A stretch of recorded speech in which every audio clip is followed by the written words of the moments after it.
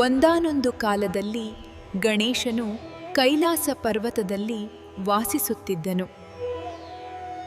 ಅವನು ಸದಾ ಸಂತೋಷ ಮತ್ತು ಶಾಂತಿಯ ಮೂರ್ತಿಯಾಗಿದ್ದನು.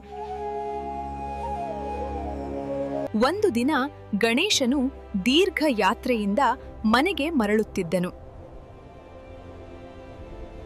ಅವನ ಮೂಷಿಕ ವಾಹನ ನಿಧಾನವಾಗಿ ಸಾಗುತ್ತಿತ್ತು. ರಾತ್ರಿಯ ವೇಳೆ ಗಣೇಶನು ತುಂಬಾ ಆಹಾರವನ್ನ ಸೇವಿಸಿದ್ದನು. ಆಹಾರದಿಂದ ಅವನ ಹೊಟ್ಟೆ ತುಂಬಿ ಉಬ್ಬಿಕೊಂಡಿತ್ತು.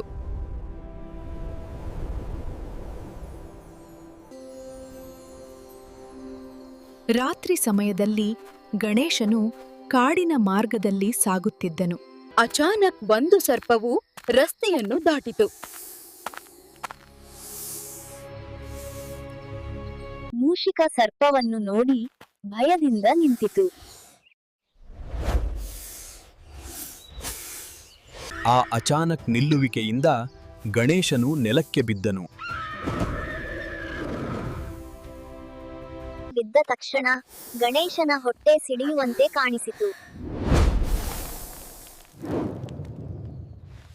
ಆ ಕ್ಷಣದಲ್ಲಿ ಗಣೇಶನು ಸಂಪೂರ್ಣ ಶಾಂತನಾಗಿದ್ದನು.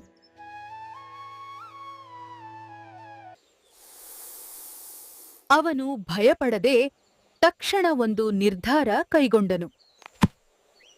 ಗಣೇಶನು ಆ ಸರ್ಪವನ್ನು ತನ್ನ ಕೈಯಲ್ಲಿ ಹಿಡಿದನು. ಆ ಸರ್ಪವು ಗಣೇಶನ ಹೊಟ್ಟೆಯ ಸುತ್ತ ದೈವಿಕ ಆಭರಣದಂತೆ ಸ್ಥಿರವಾಯಿತು. ಅದರೊಂದಿಗೆ ಗಣೇಶನ ರೂಪವು ಇನ್ನಷ್ಟು ಸಮತೋಲನ ಮತ್ತು ಶಾಂತಿಯನ್ನು ಪಡೆದಿತು. ಆಕಾಶದಲ್ಲಿದ್ದ ದೇವತೆಗಳು ಈ ದೈವಿಕ ಕ್ಷಣವನ್ನು ನೋಡಿ ಆಶ್ಚರ್ಯಪಟ್ಟರು. ಗಣೇಶನ ತಕ್ಷಣದ ಜ್ಞಾನ ಮತ್ತು ಶಾಂತ ಸ್ವಭಾವವನ್ನು ಅವರು ಮೆಚ್ಚಿದರು. ಚಂದ್ರನು ಆ ದೃಶ್ಯವನ್ನು ನೋಡಿ ಸೌಮ್ಯ ನಗುವು ಮೂಡಿಸಿದನು ಎಂಬ ಪುರಾಣವಿದೆ. ಆ ಕ್ಷಣವು ಎಲ್ಲರಿಗೂ ಒಂದು ಮಹತ್ವದ ಸಂದೇಶವನ್ನು ನೀಡಿತು. ಈ ಕಥೆ ಗಣೇಶನು ಪ್ರತಿಯೊಂದು ಸಂದರ್ಭದಲ್ಲೂ ಸಮಾಧಾನದಿಂದ ಪರಿಹಾರ ಕಂಡುಕೊಳ್ಳುವ ದೇವರು ಎಂಬುದನ್ನು ತೋರಿಸುತ್ತದೆ. ಭಯದ ಸಂದರ್ಭದಲ್ಲೂ ಮನಸ್ಸನ್ನು ಶಾಂತವಾಗಿ ಇಡುವುದೇ ನಿಜವಾದ ಜ್ಞಾನ. ಗಣೇಶನು ನಮಗೆ ತಕ್ಷಣದ ಬುದ್ಧಿ ಮತ್ತು ಆತ್ಮಸ್ಥೈರ್ಯದ ಪಾಠವನ್ನ ಕಲಿಸ್ತಾನೆ.